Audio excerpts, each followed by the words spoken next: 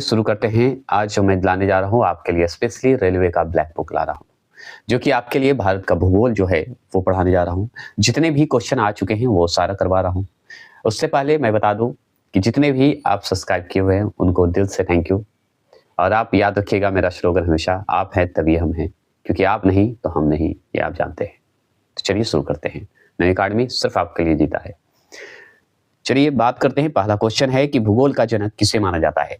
तो भूगोल का जनक जो माना जाता है, उससे देखिए एक बात और बोलनी थी कि पढ़ने से पहले मैं जो अपना तरीका पढ़ाता हूँ उसमें हो सकती है थोड़ी शब्द का हेरफेर हो सकता है, तो प्लीज मैनेज करिएगा। जगह पढ़ सकते हैं आप, खुद हमसे टैलेंटेड है, हमसे ज्यादा टैलेंटेड है आप, है ना? तो आप जानते हैं।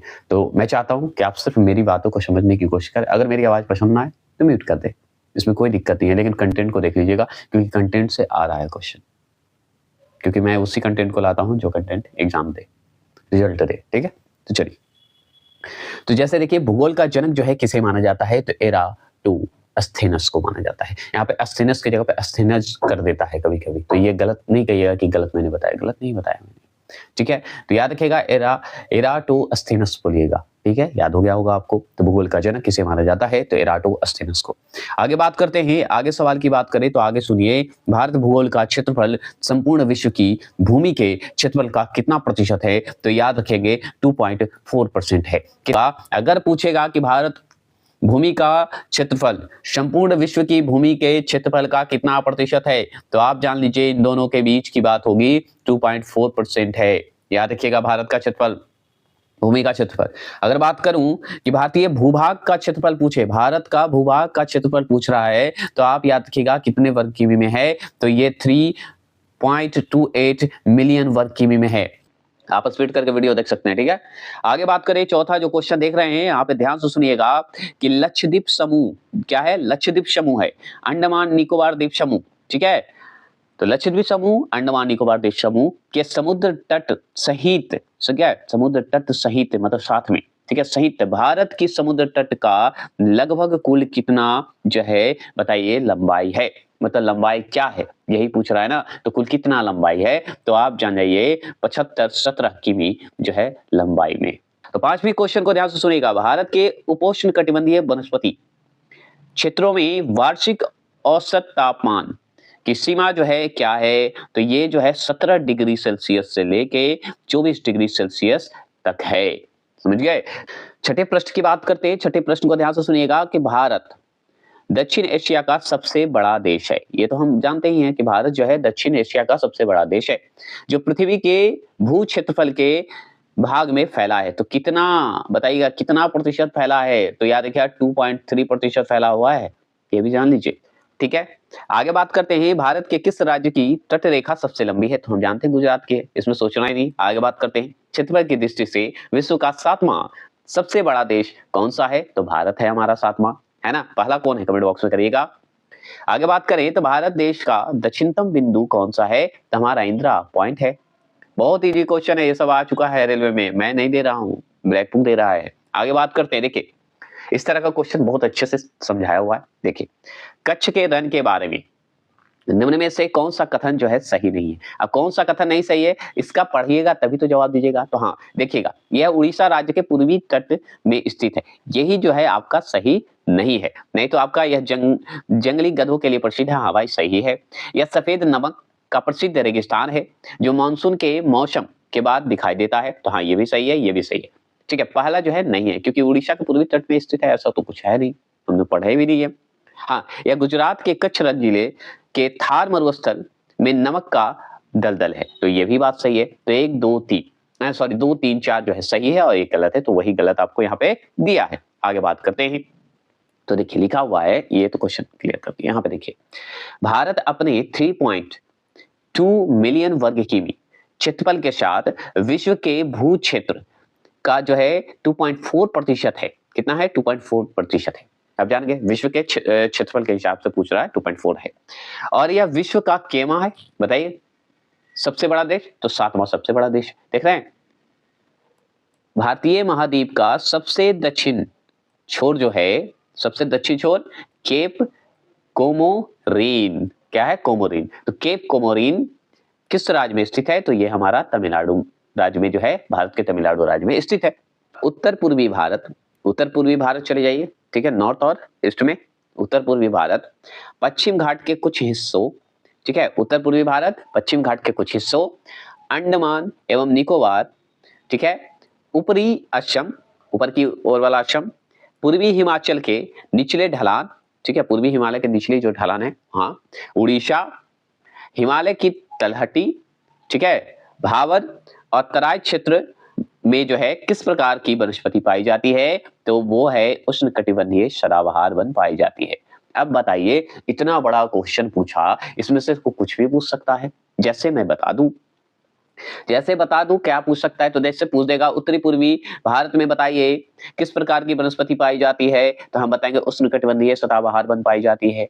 चाहे ये भी पूछ सकता है पूर्वी हिमालय के निचली ढलान में कौन सी या किस प्रकार की वनस्पति पाई जाती है, तो उष्णकटिबंधीय सदाबहार वन पाई जाती है। ये भी पूछ सकता है कि उड़ीसा में कौन सा जो है प्रकार की वनस्पति पाई जाती है, उष्णकटिबंधीय सदाबहार वन पाई जाती है ना, समझ रहे हैं। आपसे ये भी पूछ सकता है कि भावर का नाम सुने हैं, भावर और तराई क्षेत्र में बताइए किस प्रकार की वनस्पति पाई जाती है, तो उष्णकटिबंधीय सदाबहार वन पाई जाती है ना। अब अच्छा ये बात जान गए, ये भी तो पूछ सकता है कि अंडमान और निकोबार में बताइए किस प्रकार की वनस्पति पाई जाती है, तो उष्णकटिबंधीय सदाबहार वन पाई जाती है, सदाबहार वन पाई जाती है। क्लियर हो गए, समझ में आ रहा है। मैंने इसे भी तोड़ कर बना दिया कि क्वेश्चन अगर आए तो छूटे नहीं। नन अकाडमी चाहता है रिजल्ट आपका हो, क्योंकि नन अकाडमी सिर्फ जीके जीएस के लिए जाना जाता है।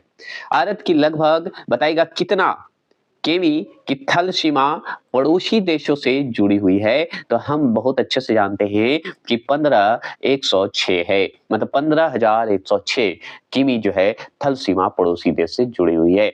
देखिए इस क्वेश्चन को ध्यान से सुनिएगा, ये बहुत इंपॉर्टेंट है। क्यों इंपॉर्टेंट है बता देते हैं। भारत की पूरी तरह अगर बात करूं 15वां प्रश्न है, तो भारत पूरी तरह उत्तरी गोलार्ध में कहां है, उत्तरी गोलार्ध में स्थित है। अगर तो एक सवाल ये बना कि भारत किस गोलार्ध में है, तो उत्तरी गोलार्ध में स्थित है, ठीक है, पूरी तरह उत्तरी गोलार्ध में है हमारा भारत।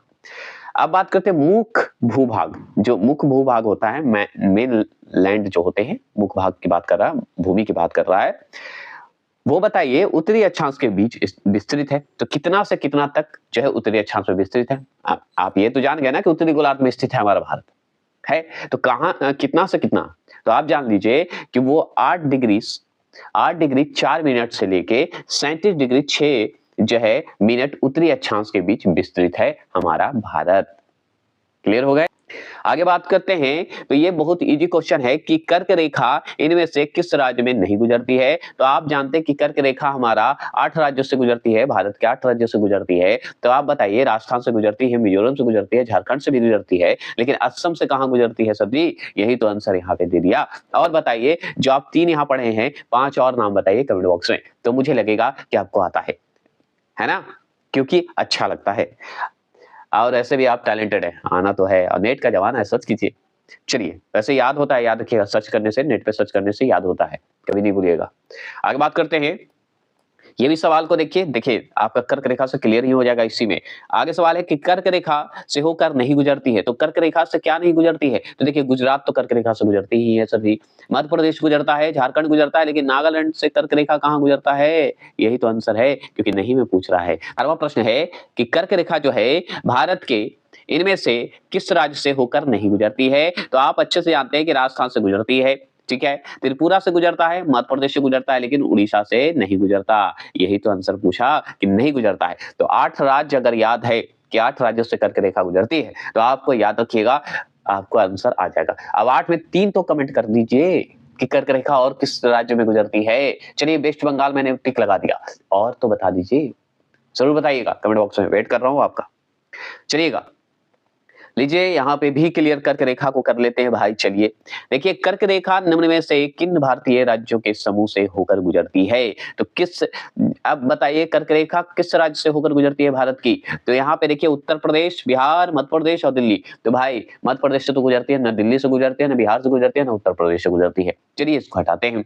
अब बात करते हैं, देखिए राजस्थान है, दम गुजरता है, झारखंड है, दम गुजरता है, पश्चिम बंगाल है, दम गुजरता है, मिजोरम ये भी गुजरता है। तो आपका तो आंसर यही क्लियर हो गया, राजस्थान, झारखंड, पश्चिम बंगाल और मिजोरम से होकर गुजरती है। ये तो क्लियर हो गए। अब जान लीजिए जम्मू कश्मीर, नहीं भाई जम्मू कश्मीर से कहां से गुजरेगा? हिमाचल प्रदेश, उत्तर प्रदेश, बिहार ये भी नहीं गुजरेगा। गुजरात होगा, मध्य प्रदेश होगा, छत्तीसगढ़ होगा, उत्तर प्रदेश नहीं होगा, है ना? क्लियर हो गया। चलिए 8 हो गए। 20वां प्रश्न की बात करें। 20वां क्वेश्चन देखिएगा, ध्यान से सुनेंगे। 20वां क्वेश्चन है कि राजस्थान के अलवार से होकर गुजरने वाला अक्षांश से भी होकर गुजरता है। तो आप जानते हैं कि राजस्थान के अलवार जो है, राजस्थान का जो अलवार क्षेत्र है, अलवार से होकर गुजरने वाला जो अक्षांश है, से भी होकर गुजरता है। तो देखिए, राजस्थान के अलवार से जो अक्षांश गुजरती है, वो सिक्किम से भी होकर गुजरती है। क्लियर हो गए? तो अब आप बताइए कौन सा अक्षांश गुजरता है? कमेंट बॉक्स करिएगा, जरूर करिएगा। ठीक है, आगे बात करते हैं। आगे है केरल से गुजरने वाला अक्षांश जो है, बताएंगे केरल से गुजरने वाला अक्षांश जो है, बताइए से भी गुजरता है तो तमिलनाडु से गुजरता है। तो केरल से गुजरने वाला अक्षांश तमिलनाडु से भी गुजरेगा। 22वां प्रश्न है कि यहाँ पे देखिए खाली स्थान है, और खाली स्थान है तो सुन लीजिए कि भारत को लगभग 2 बराबर भागों में विभाजित करती है, तो कौन करता है? तो और कोई नहीं, हमारा कर्क रेखा करता है, क्योंकि भारत के 8 राज्यों से होकर गुजरती है, और अभी जस्ट पढ़े हैं 8 राज्यों के बारे में। तो आपको अगर याद है तो कमेंट बॉक्स में करिएगा, नहीं तो वेट करिए, कम्युनिटी पोस्ट में इस क्वेश्चन को मैं दूंगा। देशांतरीय विस्तार के कारण अरुणाचल प्रदेश और गुजरात के बीच समय अंतराल है, तो कितना है? तो 2 घंटा का समय अंतराल है, मतलब टाइम जो होता है ना, टाइम लैग, यहाँ पे देखना टाइम लैग वही है।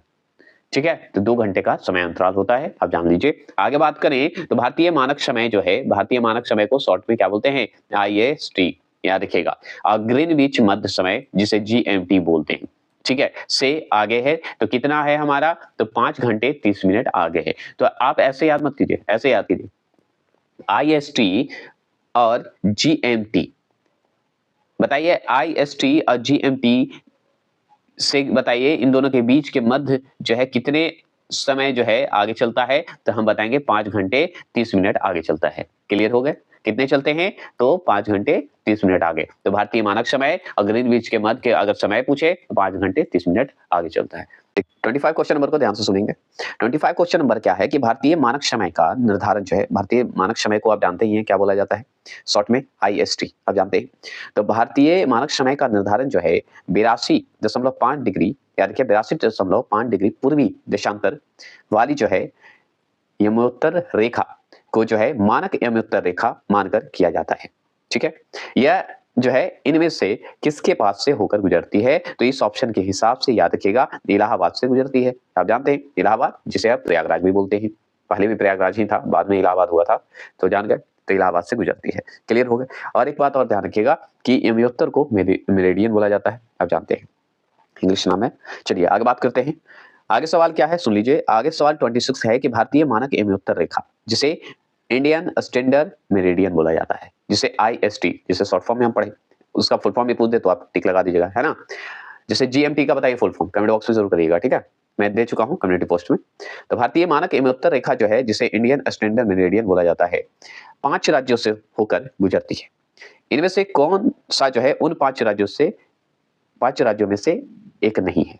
मतलब इस 4 ऑप्शन में से कौन नहीं है? 5 याद रखिए। तो देखिए, आंध्र प्रदेश से होकर गुजरती है, उड़ीसा है, छत्तीसगढ़ है, लेकिन आपका बिहार से नहीं होकर गुजरती है, ये ध्यान रखना है। तो क्लियर हो गए? मतलब आपका 3 याद हो गया, 2 और कमेंट बॉक्स में कर सकते हैं तो करिए। ठीक है, आप ये तो जानते हैं कि इलाहाबाद भी है, 4 हो गए, 1 आप कमेंट बॉक्स में जरूर करिएगा। ठीक है, मैं वेट करूंगा, नहीं तो इसी में आ जाएगा आपको क्लियर। चलिए आगे चलते हैं। ठीक है, आप ये तो जान गए, बिहार है, ये सब है, 5 तो जान गए। अब सुनिए, बिहार तो आपका नहीं है, ये क्लियर हो गए। तो आंध्र प्रदेश, उड़ीसा और छत्तीसगढ़ तो है, और मैंने बोला इलाहाबाद मतलब यूपी भी है ना? इलाहाबाद मतलब यूपी में ही है, तो यूपी हो गया। एक आपका आता है मध्य प्रदेश, MP को मत भूलिए, छत्तीसगढ़ है तो MP भी बगल में ही है, तो आप जान लीजिए, ये हो गए। तो आपके कितने हो गए? 1 2 3 4 5, 5 हो गए, क्लियर हो गया, कोई दिक्कत नहीं है। ठीक है, याद रखना है। आगे चलेंगे। भारतीय मानक समय को सटीक ढंग से दर्शाता है, तो GMT दर्शाता है, और GMT प्लस 5:30 मतलब 5 घंटे 30 मिनट दर्शाता है, ये जान गए। आगे बात करते हैं, ये भी क्वेश्चन को ध्यान से सुनिएगा। 28वां प्रश्न है कि मानक मध्य रेखा, ठीक है, माध्य रेखा बोला जाता है, भारत के निम्नलिखित में से किस क्षेत्र से गुजरती है? तो हम बहुत अच्छे से जानते हैं, मानक माध्य रेखा जो है हमारा मिर्जापुर से गुजरती है, बीचों बीच से गुजरती है, मिर्जापुर से गुजरती है, यही आंसर तो सही है। मिर्जापुर कहाँ है? यूपी में है ना? क्लियर होगा, तो यूपी दे देगा। आगे बात करते हैं 29 क्वेश्चन नंबर। सबसे पूर्वी अरुणाचल प्रदेश में सूर्योदय, ठीक है, सबसे पश्चिमी गुजरात में जो है सूर्योदय से कितने घंटे पहले होता है? तो 2 घंटे पहले हो जाता है। ये आप हमेशा ध्यान रखना है। कितने घंटे? 2 घंटे। तो आपसे क्या पूछा? ध्यान से फिर सुन लीजिए, भूलिएगा नहीं। आप भूलना भी नहीं चाहिए, अगर पढ़ लिए तो फिर दोबारा ना भूलें।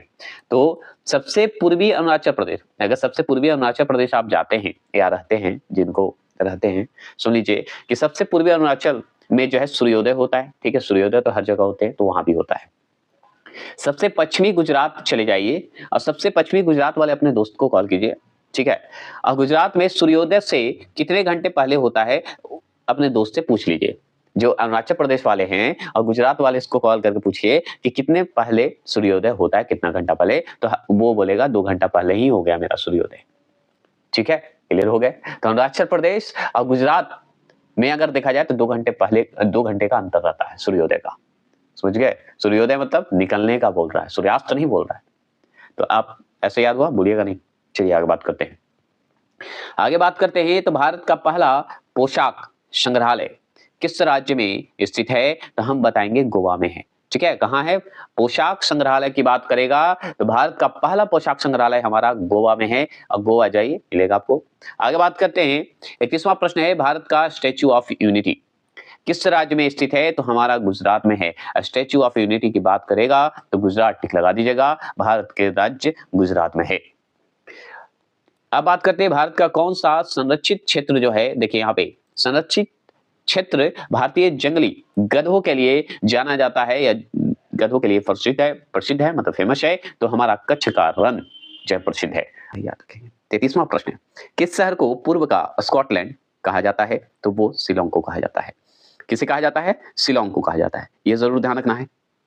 ठीक है, तो किस शहर को पूर्व का स्कॉटलैंड कहा जाता है? तो शिलोंग को कहा जाता है, ये जान लीजिए। आगे चलते हैं, 34 क्वेश्चन नंबर है कि किसे विश्व के सर्वोच्च युद्ध क्षेत्र के रूप में जाना जाता है? तो ये सियाचिन ग्लेशियर को जाना जाता है। ये जान गए, किसे जाना जाता है? सियाचिन ग्लेशियर को जाना जाता है। 35 क्वेश्चन नंबर को ध्यान से सुनिएगा। 35 क्वेश्चन नंबर है कि निम्नलिखित में से कौन सी दुनिया की सबसे ऊंची प्रतिमा है? तो इस 4 ऑप्शन के हिसाब से आपको जवाब देना था। तो भारत की स्टैच्यू ऑफ यूनिटी जो है, ये जो है दुनिया की सबसे ऊंची प्रतिमा बन गई है ना। 36 क्वेश्चन नंबर की अगर बात करते हैं तो याद रखिएगा, खाली जगह है, को मोतियों की शहर के रूप में जाना जाता है, तो हैदराबाद को। तो ये सब मैं करवा चुका हूं, अगर मेरा ऑनलाइन नहीं देखे हैं तो देख लीजिएगा, ये सब मैं पढ़ा चुका हूं। मोतियों का शहर किसे कहा जाता है? 37 क्वेश्चन नंबर है कि विश्व प्रसिद्ध चार मीनार में स्थित है, तो हैदराबाद स्थित है। क्या स्थित है? हैदराबाद स्थित है। चार मीनार हैदराबाद, आप जानते हैं। आगे बात करते हैं, किस शहर को द क्वीन ऑफ अरेबियन सी के नाम से जाना जाता है? तो कोच्चि को जाना जाता है। किसे? कोच्चि को जाना जाता है। 39 क्वेश्चन नंबर है कि किस शहर को भारत में महलों का शहर, याद रखिएगा, द सिटी ऑफ पैलेस बोला जाता है, के रूप में जाना जाता है, तो कोलकाता को। महलों का शहर कोलकाता को, आप जानते हैं। 40वां प्रश्न की बात करते हैं, ये सब क्वेश्चन मैं पढ़ा चुका हूं, अगर मेरा बुक पढ़े होंगे तो। विक्टोरिया मेमोरियल किस शहर में स्थित है? तो कोलकाता में स्थित है। दूसरा प्रश्न है, पिछोला झील के मध्य, पिछोला झील के मध्य की बात करें, मध्य में बना होटल ताज लेक पैलेस जो है किस शहर में स्थित है? तो उदयपुर में है। याद रखिए, होटल ताज लेक पैलेस बोला जाता है क्योंकि बीच में है, पिछोला झील के बीच में है, ठीक है, मध्य में है, तो उदयपुर में है। ठीक है, आगे बात करें तो किस शहर को वेनिस ऑफ द ईस्ट, ठीक है, कहा जाता है?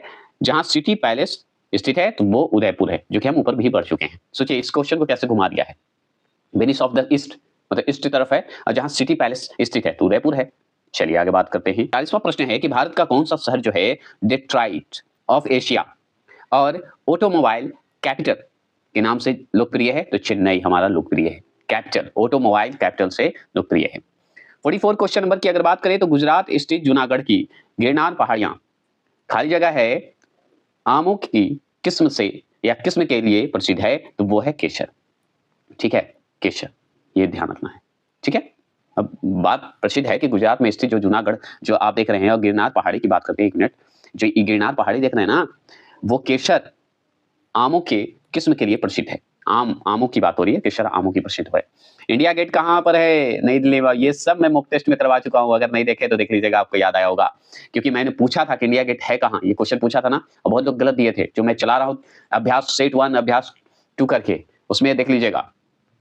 अगर और बात करें तो बरावती स्टेडियम जो है स्थित है, तो उड़ीसा में स्थित है। कहाँ स्थित है? उड़ीसा में स्थित है। ध्यान रखना। चलिए 47 की बात करते हैं। 47 को कश्मीर के सैफरन टाउन के रूप में जाना जाता है, तो पंपोर। क्या है? पंपोर। याद रखिएगा, सैफरन टाउन के नाम से जाना जाता है पंपोर को। पंपोर कश्मीर में है। वह कौन सा राज्य है जो भारतीय पुरातत्व सर्वेक्षण द्वारा घोषित महत्वपूर्ण राष्ट्रीय स्मारकों की सूची में दक्षिण भारत में जो है अग्रणीय स्थान है? वो है हमारा कर्नाटक। क्या है? कर्नाटक। आगे चलिए, आगे सुन लीजिए कि निम्नलिखित में से कौन सा स्मारक जो है दिल्ली में स्थित नहीं है? तो दिल्ली में स्थित नहीं है, जान लीजिए कौन सा नहीं है। तो हमारा पंचमहल जो है हमारा दिल्ली में नहीं है। लाल किला है, अगर अग्रसेन की बावली है, कुतुब मीनार तो है ही। 50वां प्रश्न पढ़ते हैं। 50वां क्वेश्चन है कि भारत का पहला परमाणु विस्फोट स्थल पोखरण किस राज्य में स्थित है? तो राजस्थान में स्थित है। ये सब सिंपल क्वेश्चन है। किस स्थान को दक्षिण भारत का अन्न भंडार कहा जाता है? तो तंजावुर को। तंजावुर कहाँ है? कमेंट बॉक्स में कीजिए। आगे बात करते हैं, निम्न में से कौन सा जो है भारत का सबसे ठंडा आवासीय स्थान है? आवासीय मतलब घर, ठंडा घर कहाँ है? तो आप जानते हैं द्रास। द्रास है, जो कि ऑप्शन के हिसाब से होगा। सही है। सुनिए 55वां प्रश्न फिर से कर देता हूं, है ना। देखिए 55वां प्रश्न है, पंजाब के किस शहर को पहले रामदासपुर के नाम से जाना जाता था? तो अमृतसर को जाना जाता था। याद रखिएगा, ये सिख गुरु थे। आगे बात करते हैं 56 की बात करें तो निम्नलिखित में कौन एक जो है सैन्य छावनी शहर है? सैन्य छावनी को कहा जाता था गैरीशन। याद रखिए गैरीशन, तो वो था जलंधर का। ठीक है, जलंधर का। चलिए आगे बात करते हैं। आगे बात करें 57 बात करते हैं तो हैदराबाद के चार मीनार के संबंध में निम्नलिखित में से कौन सा कथन जो है गलत है? गलत है। अब इसमें गलत कौन है तो बताइए। तो गलत जो आप देख रहे हैं यहाँ पे ऑप्शन 1 देख रहे हैं, वही गलत है। आप यहाँ पे सुनिए, मेहराब कमरों की 4 मंजिलों, ठीक है, और मेहराओं की दीर्घ या दीर्घा को सहारा देते थे। तो दीर्घा को सहारा देते थे, ये गलत है। ठीक है, यह शहर में जो है प्लेग के अंत को चिन्हित करता है। हाँ, एकदम चिन्हित करता है भाई की। ठीक है, इसे 1591 में मोहम्मद कुतुब शाह ने बनवाया था, चार मीनार को। एकदम सही बात है। यह उत्तर, दक्षिण, पूर्वी और पश्चिमी की ओर उन्मुख 4 भव्य मेहराओं पर बनाए गए हैं। तो एकदम सही बात है। तो ये सब सही है, इसलिए गलत है क्योंकि आपका गलत पूछ रहा है। तो कमरों के चारों ओर मंजिल है, ये बात ही नहीं है। मेहराओं के दीर्घा को सहारा देता है। दीर्घा को सहारा क्या देगा? नहीं देता है, सहारा ये नहीं देता। 58 क्वेश्चन नंबर है कि भारत की भू सीमाएं कितने देशों के साथ जुड़ी हुई है? तो 7 देशों के साथ जुड़ी हुई है। 59 है, भारत के कितने राज्यों की सीमा बांग्लादेश से जुड़ी हुई है? तो 5। अब 5 कौन-कौन जुड़ी है कमेंट बॉक्स में कर सकते हैं तो करिए, नहीं तो वेट कीजिए। क्वेश्चन पूछा हुआ है, ये रिपीट क्वेश्चन है। आगे बात करते हैं, भारत इनमें से किस देश के साथ जो है अपनी सीमा साझा करती है? तो देखिए अपनी सीमा मतलब 4096.70 मतलब 70 किमी जो है साझा करती है। और मील में पूछ देता तो 2545.57 मील जो है साझा करती है। तो किसके साथ साझा करती है? तो सबसे ज्यादा, सबसे लंबा 4000 जैसे ही शब्द आए बांग्लादेश, क्योंकि बांग्लादेश करती है। लिखा ही रहेगा आपको 4096, इतना अगर आपको लग जाए, उसके बाद पॉइंट कितना मिलेगा तो ये बांग्लादेश का ही होगा। ठीक है, सबसे लंबा सीमाई भारत का हमारा बांग्लादेश के साथ ही करता है। 61 की बात करते हैं तो इनमें से किस देश की स्थापना जो है 20वीं शताब्दी में हुई थी? ये सब मैं समझा के पढ़ाया हूँ एनसीईआरटी में, नहीं देखें तो प्लीज देख लीजिएगा, आप ही को काम आएगा। तो याद रखिएगा ये बांग्लादेश, क्या है? बांग्लादेश। याद रखिएगा 20वीं शताब्दी में हुई थी। ये तो स्थापना हो गया था 20वीं शताब्दी में, आप जानते ही हैं। आगे बात करें तो भारत की सबसे लंबी अंतरराष्ट्रीय भू सीमा के साथ जुड़ी है? तो बांग्लादेश। आप भी जानते हैं अंतरराष्ट्रीय भू सीमा के साथ जुड़ी हुई है भाई। देखिए ये खाली जगह है सीमा। विश्व की 5वीं सबसे बड़ी सीमा कौन सी है? तो भारत बांग्लादेश की 5वीं सबसे बड़ी सीमा है, जो कि आप अच्छे से जानते हैं। आगे बात करूं, निम्न में से किस राज्य की सीमा बांग्लादेश के साथ नहीं लगती है? तो आप जानते हैं 5 लगती है, जिसमें से आपको इसमें 4 दिया हुआ है, जिसमें से 1 नहीं है। तो देखिए मणिपुर जो है आप देख रहे हैं, ये आपका साझा नहीं करता है। मिजोरम, त्रिपुरा, मेघालय करता है। एक आप और कमेंट करना चाहते हैं तो कर दीजिए, नहीं तो वेट कीजिए, हम कमेंट करवा देंगे कम्युनिटी पोस्ट में। ठीक है, तो मिजोरम, त्रिपुरा और मेघालय याद रखिएगा। ठीक है, निम्नलिखित में से कौन से राज्य जो है पाकिस्तान की सीमा से सटे हुए हैं? तो आप याद रखिएगा, आपका गुजरात तो एकदम सटा हुआ है, याद रखिएगा। पंजाब भी आपका सटा हुआ है और राजस्थान भी सटा हुआ है, हरियाणा नहीं है, हरियाणा बीच में। आगे बात करते हैं, रेड क्लिफ रेखा किन दो देशों के बीच अंतरराष्ट्रीय रेखा है? तो वे भारत और पाकिस्तान का, भारतीय मैं बोल रहा हूँ, भारत और पाकिस्तान का है। ठीक है, तो रेड क्लिफ किसका है? तो भारत और पाकिस्तान के बीच की रेखा है, ये इतना सोचना क्या है। चलिए आगे बात करते हैं, आगे है 67 बात करते हैं। तो निम्नलिखित में से कौन सा देश जो है भारत के साथ कच्छ के रण का कुछ हिस्सा साझा करता है? तो कच्छ के रण का कुछ हिस्सा साझा करता है, तो ये पाकिस्तान के साथ ही करता है और किसी के साथ नहीं करता है, ये भी जान जाइए। आगे बात करते हैं, आगे है 66 क्वेश्चन नंबर है, 68 क्वेश्चन नंबर है कि भारत और पाकिस्तान के बीच की सीमा क्या कहलाती है? तो हमारा रेड क्लिफ कहलाता है, जो कि हम पढ़ चुके हैं, है ना। सोचिए एक ही क्वेश्चन से कितने तरह के क्वेश्चन बनाए। अगर ये क्वेश्चन बुक पढ़ के जाते हैं ना तो आपको 100% रिजल्ट होगा, ये जान लीजिए। भारत के कितने राज्यों की सीमा जो है नेपाल की सीमा से जुड़ी हुई है? 5 है, ठीक है, ये जान के चलेंगे। आगे बात करते हैं, निम्नलिखित में कौन भारतीय राज्य जो है नेपाल के साथ अपनी साझा नहीं करता है? तो वो झारखंड नहीं करता है, ठीक है, ठीक है, ये जान गए। आगे बात करें, आगे बात करते हैं, 71वां प्रश्न है, भारत और नेपाल के बीच निम्न में से किस भूभाग पर विवाद चल रहा है? तो ये काला पानी पर जो है विवाद चल रहा है, जो कि चौथे नंबर पे देख रहे हैं। काला पानी पे विवाद चलता है, आप जानते हैं भारत और नेपाल के बीच काला पानी का ही विवाद है। आगे चले 72 है, इनमें से किस राज्य की सीमा नेपाल से नहीं जुड़ती है? तो हम जानते हैं बिहार जुड़ता ही है, उत्तर प्रदेश और उत्तराखंड ये तीनों जुड़ता है, बस आपका त्रिपुरा जो है नहीं है, जो कि ऑप्शन के हिसाब से नहीं हुआ। आपसे एक क्वेश्चन है, नेपाल बताइए बांग्लादेश की सीमा बनाता है कि नहीं? बताइएगा जरूर। 73 क्वेश्चन नंबर, निम्न में से भारत की सीमा किस देश से लगी हुई है? बताइएगा। तो ये भारत की सीमा जो है थोड़ा सा अफगानिस्तान से लगी हुई है, ठीक है, क्लियर हो गया।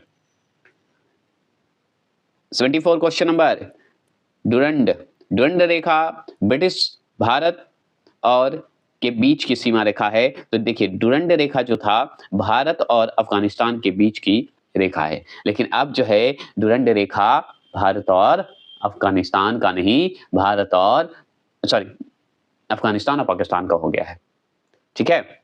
लेकिन डुरंड रेखा अभी भी दे देता है भारत अफगानिस्तान, जो कि हमको इस बुक के हिसाब से मानना है, क्योंकि पूछा हुआ प्रश्न है ना, प्रीवियस ईयर क्वेश्चन है, अब चेंज हो गया है, ठीक है, तो अब अफगानिस्तान और पाकिस्तान हो गया है, ये ध्यान रखिएगा। आगे बात करते हैं 75 क्वेश्चन नंबर कि इनमें से किस राज्य की सीमा भूटान, चीन और म्यांमार से लगती है? तो हम जानते हैं कि भूटान से, चीन से, म्यांमार तीनों से जो लगती है वो हमारा अरुणाचल प्रदेश है, ठीक है, याद रखना है। इस तरह का क्वेश्चन आपको मैप के हिसाब से मैंने करवाया है, अगर नहीं देखे तो देख लीजिएगा। आगे बात करें तो किस भारतीय राज्य की सीमा चीन, नेपाल और भूटान से जुड़ी हुई है? मतलब चीन से, नेपाल से, भूटान से जुड़ी हुई है, तो ये तीनों से जुड़ी हुई है हमारा सिक्किम, देख रहे हैं, सिक्किम। और अरुणाचल प्रदेश, भूटान, चीन, म्यांमार अगर रहे तो आप क्या लगा दिएगा? अरुणाचल प्रदेश। चलिए आगे चलते हैं, ये भी क्वेश्चन बहुत अच्छा है कि निम्न में से किस राज्य की सीमा चीन से लगी हुई नहीं है? चीन से लगी हुई नहीं है, तो लगी हुई नहीं कौन है? मतलब तीन तो लगा होगा, तो देखिए चीन से नहीं लगी हुई है, पश्चिम बंगाल जो है चीन से नहीं लगा हुआ है, ये जान लीजिए। उत्तराखंड, सिक्किम और जम्मू कश्मीर ये तो लगा ही है, ठीक है।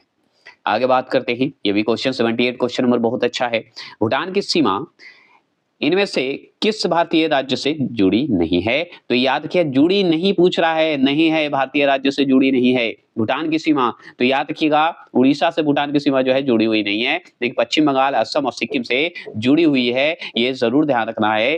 और 79 क्वेश्चन नंबर की बात करें तो भारत के 79 क्वेश्चन सुनिए कि भारत के इनमें से किन राज्य की सीमा महाराष्ट्र की सीमा से जुड़ी हुई नहीं है? तो महाराष्ट्र की, जो भारत का महाराष्ट्र जो देख रहे हैं, राज्य जो देख रहे हैं, वो बताइएगा कौन सा राज्य से जुड़ा हुआ नहीं है? तो इस ऑप्शन के हिसाब से आपको बताना है, तो तेलंगाना से जुड़ा हुआ है, छत्तीसगढ़ से जुड़ा हुआ है, कर्नाटक से जुड़ा हुआ है, लेकिन उड़ीसा से ये जो है जुड़ा हुआ नहीं है, ये ध्यान रखना है। तो उड़ीसा जो है आपका नहीं है। आगे बात करते हैं, 80 प्रश्न है, निम्नलिखित में से किस राज्य की सीमा मिजोरम से नहीं जुड़ी हुई है? तो ये मेघालय जो है नहीं जुड़ी हुई है, याद रखना है, ठीक है, नहीं तो असम, मणिपुर और त्रिपुरा जुड़ा हुआ है, आप जानते हैं। 81 क्वेश्चन नंबर है कि निम्नलिखित में से किस देश की थल सीमा भारत के साथ नहीं जुड़ी हुई है? नहीं वाला क्वेश्चन में दिया हुआ है, ये ध्यान रखना है। तो थल सीमा के साथ हमारा श्रीलंका कहाँ है? द्वीप है ये, द्वीप के साथ जुड़ा हुआ है, मतलब समुद्र से जुड़ा हुआ है, तो ये तो खत्म हो गया। नेपाल और पाकिस्तान और भूटान ये सब तो हमारा क्या है? थल से जुड़ा हुआ है। अच्छा एक और क्वेश्चन आपसे, चीन क्या हमारे थल से जुड़ा हुआ है कि जल से जुड़ा हुआ है? बताइएगा, कि दोनों से? कमेंट बॉक्स में जरूर करिएगा। 82 क्वेश्चन नंबर है कि निम्नलिखित में से किस देश की भू सीमा भारत से जुड़ी नहीं है? तो आप जान लीजिए भू सीमा से नहीं जुड़ी हुई है, तो हमारा तजिकिस्तान जो है हमारा नहीं जुड़ा हुआ है भू सीमा से। ठीक है, भू सीमा से नहीं जुड़ा हुआ है। चीन है, देखिए अभी क्वेश्चन पूछे थे, अभी पूछ दिया। म्यांमार है, बांग्लादेश, बांग्लादेश दोनों से है, अब अच्छे से जानते हैं। हाँ, 84 क्वेश्चन नंबर सुनिए, निम्नलिखित में से कौन सा कथन गलत है? गलत बोल रहा है, तो देखिए जम्मू और कश्मीर के केसर की खेती की जाती है, तो एकदम की जाती है, तो ये गलत होगा क्योंकि गलत बोल रहा है, मतलब ये सही है इसलिए गलत होगा। मध्य प्रदेश देश का सबसे बड़ा तांबा उत्पादक राज्य है, तो हाँ एकदम है, लेकिन ये भी गलत होगा।